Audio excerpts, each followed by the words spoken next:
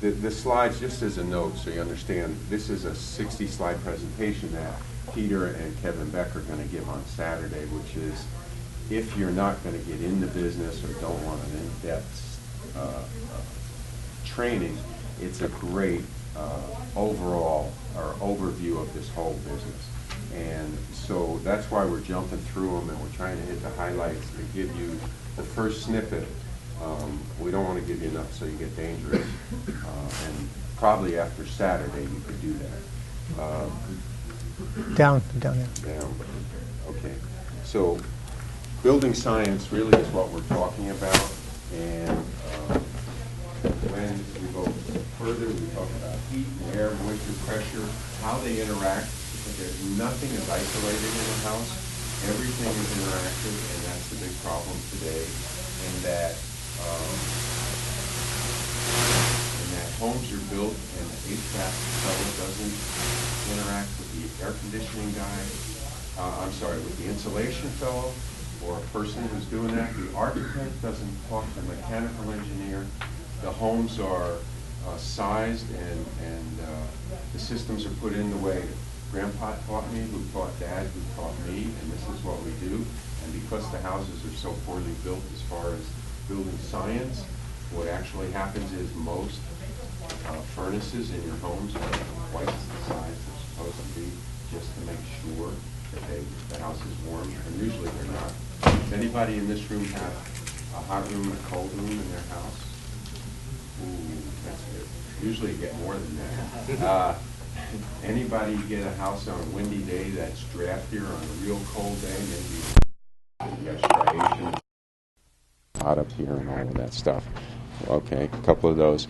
Well, that's what building science addresses, and that's what, I'm an engineer by training and a contractor, and I didn't have a clue until I started studying it. So we've gotten so excited we want to teach it and help spread it, because I don't know about you, but I have a 17-year-old daughter, and I am worried for her future, and I'm just trying to do what I can do to help cut things down.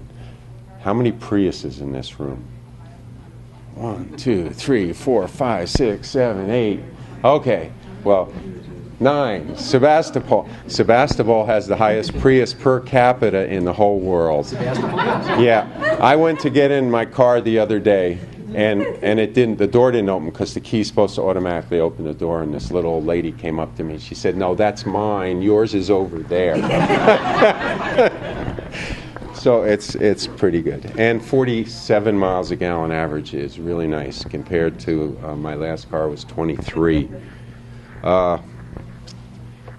Again, these are the kind of slides we're going to go into in more depth. The following 3-day course will be taught by Peter, myself, and Kevin Beck. We keep you busy for 3 days, pretty solid.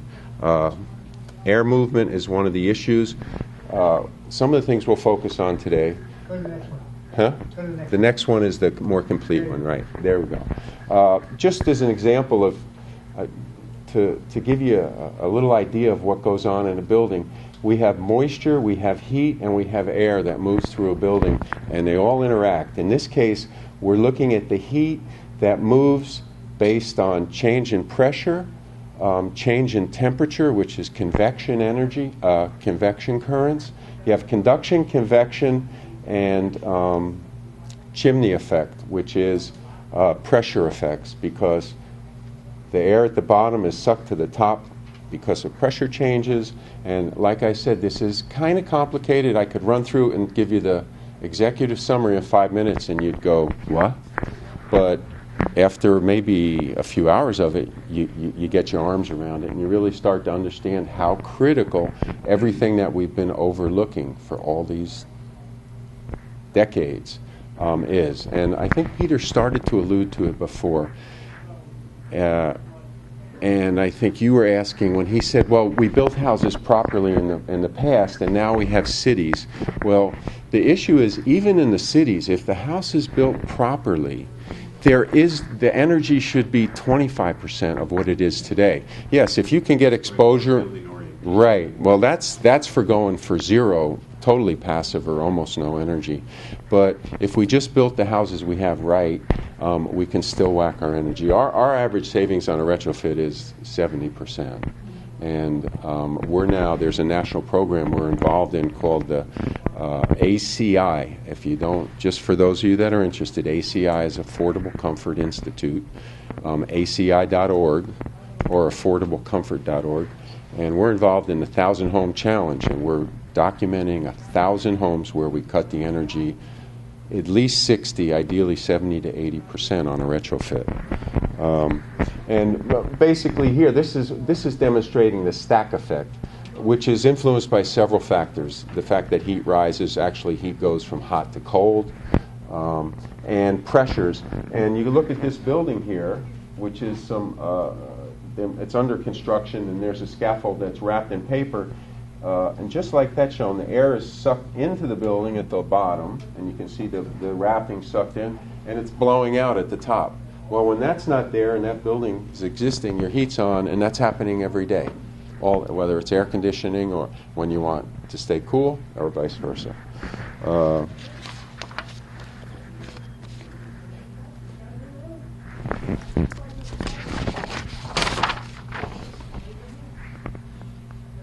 This is a good one.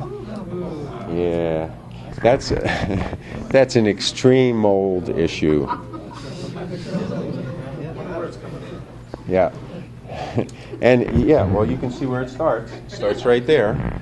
So there's a water heater in the next room, the kitchen, and these folks were away, so the house was cool, but the water heater kept coming on because it was still set to maintain a certain temperature. There was backdrafting happening, so the combustion gases, instead of going up the flue or the chimney to the roof, they were spilling out in the kitchen. One of those where the water heater's next to the kitchen range. And it would go up to the ceiling and flow through the doorway and come into the dining room, which was even colder, and condense on the ceiling. Right. An ideal situation of temperature and moisture and all those spores and mold in the atmosphere that we're breathing every day, just had a chance to go crazy. Well, when you burn gas, you get moisture. I mean, that's the byproduct of your stove or your hot water heater. This is extreme, but it's all too common that there are cases of backdrafting in our homes, and that's one thing that a building performance inspector that knows what they're doing will check for to make sure that that's not going to happen even under the worst case scenario. 20% of all homes in California, I take it back, 20% of the homes that I have done, Peter and several of our friends, which probably makes for 500 or 800 homes, 20% of them had a backdrafting issue where there was an unsafe amount of carbon monoxide and carbon dioxide being sucked carbon monoxide especially, into the house in the unique condition when certain doors were closed and certain fans were on, like a big kitchen fan, and the dryer, which also created this pressure, which overrode the negative natural venting of the stove. So 1 out of 5, and it's often, and we measure it, it's low-level carbon poisoning, which, we're already, our brains are done growing.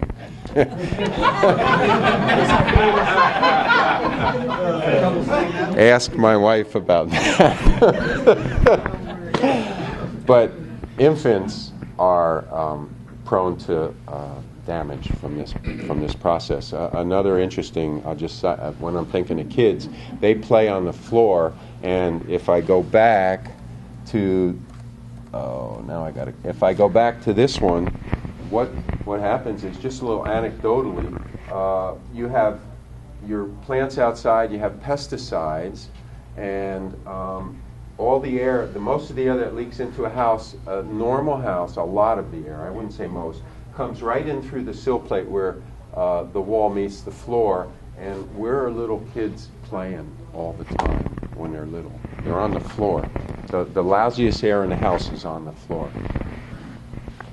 And most of the contaminants in the house that come from the outside come in on your feet. It's a misconception to think that the air inside your house is better than outside.